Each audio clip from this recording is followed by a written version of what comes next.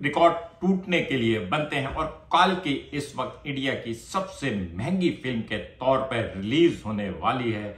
अब देखना यह है कि इंडिया की यह सबसे महंगी फिल्म क्या बिजनेस का भी सबसे बड़ा रिकॉर्ड कायम कर पाएगी। प्रभास, अमिताभ बच्चन, कमल हासन, दीपिका पादुकोण और दिशा पटानी ये सब इस फिल्म के स्टार हैं और इस फिल्म की बहुत ज्यादा हाइप है। कल सिर्फ अमिताभ बच्चन का एक ग्लिम्स आया है और इंटरनेट जो है उसके ऊपर काल्की जो है वो सबसे ज्यादा सर्च होने वाला आइटम बन गया। आज काल्की के ऊपर कुछ बात करते हैं।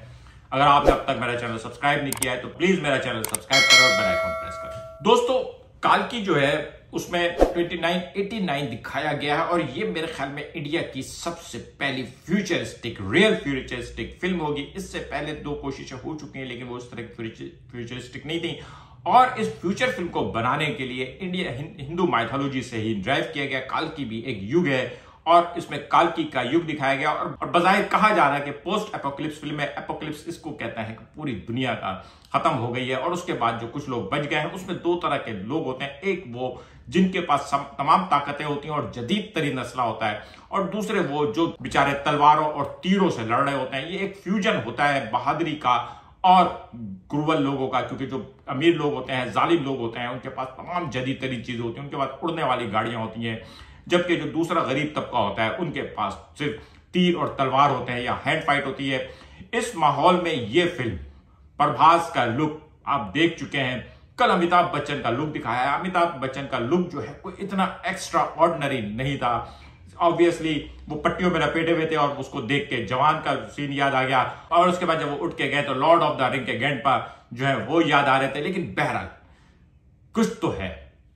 उस टीजर को उस ग्लिप्स को देखने के बाद यह एहसास होता है कि कुछ ना कुछ नया धमाका होने जा रहा है। खास तौर पे जो सबसे ज्यादा जिस चीज ने उधम मचाया है वो है अमिताभ का यंग वर्जन।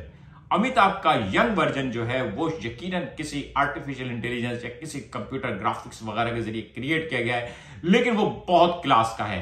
लोग उस पहली नजर में तो मुझे लगा कि ये अभिषेक बच्चन की, लेकिन अभिषेक बच्चन की आंखों में और अमित साहब के आंखों में बहुत फर्क है और ये बहुत क्लास का है। और इसको देखने के बाद लोगों को एहसास हुआ कि fasten your seat belt, we are going to witness something new. और ऑब्वियसली जिस फिल्म पे 600 करोड़ रुपए लगे हों उसमें कुछ ना कुछ तो लगा होगा। दूसरी तरफ बहुत से लोग इसके बारे में नेगेटिव बातें भी कर रहे हैं और उनका ख्याल ये है कि शायद ये दूसरी आदिपुरुष साबित होगी, लेकिन मेरा नहीं ख्याल है कि ये दूसरी आदिपुरुष साबित होगी।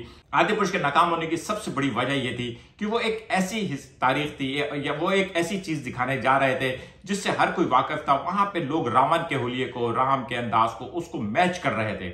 आदिपुरुष जो फॉल फ्लैट हुई थी उसकी वजह ये हुई थी कि वो लोगों ने जिस तरह से राम को और रावण को देखने गए थे उनको वो राम और रावण ऐसा नहीं मिला। और वो जाहिर है हर साल लोग रामलीला में देखते हैं, उनके दिमाग में एक कॉन्सेप्ट है और जब उसके खिलाफ निकली तो वो उसको उन्होंने डिस्कार्ड कर दिया। जबकि ये एक ऐसी दुनिया दिखाने जा रहे हैं जिसके बारे में आपने सुना तो है लेकिन आपने देखा नहीं है।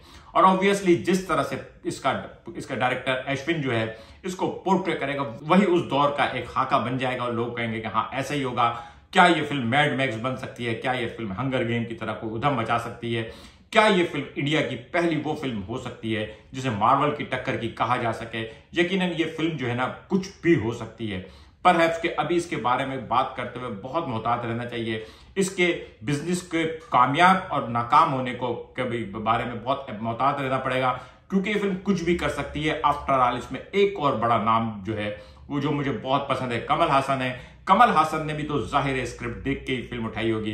कमल हासन की फिल्म जो है वो कंटेंट ओरिएंटेड होती हैं। अमित जी के बारे में भी यही कहा जा सकता है, लेकिन पता नहीं क्यों उनकी बहुत सारी फिल्में जो हैं वो इस तरह की नहीं जा रही हैं। इवन के अभी लास्ट ईयर गणपत में भी अमित साहब थे और उनका भी रोल उसके बावजूद वो फिल्म जो है बहुत बुरी तरह से नाकाम हुई। कि नाकामी की वजह में शायद टाइगर श्रॉफ की जो है ना क्या कहना चाहिए, लेकिन ये फिल्म जो है इसमें अगर टाइगर श्रॉफ की उसकी नाकामी की वजह टाइगर श्रॉफ थी तो दीपिका पादुकोण के सितारे बहुत उरूज पे हैं। जिस फिल्म में दीपिका पादुकोण हो वो मुसलसल कामयाब हो रही है। तो 2023 और 2024 में दीपिका पादुकोण की लगातार 3 फिल्में सुपरहिट हुई हैं, पठान, जवान और इस साल की जो सबसे बड़ी बहरहाल कामयाब फिल्म है फाइटर, उसमें भी हीरोइन दीपिका पादुकोण थी।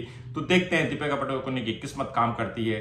प्रभास का मैजिक काम करता है। अमिताभ और कमल हासन का जो आमने सामना होगा, अब देखना यह है कि दोनों आमने सामने होंगे या दोनों एक साइड पे होंगे। मेरे ख्याल में अगर दोनों आमने सामने हो तो मजा आ जाएगा। ये एक बहुत फर्स्ट क्लास चीज होगी। इससे पहले अमिताभ और कमल हासन गिरफ्तार फिल्म में आए थे, ये कोई शायद 40 साल पुरानी बात है। अब देखते हैं ये दोनों जब आमने सामने आएंगे तो क्या कमाल धमाल करते हैं। आज का व्लॉग कैसा लगा कमेंट करके बताइएगा। मिलेंगे अगले किसी व्लॉग के साथ। शुक्रिया।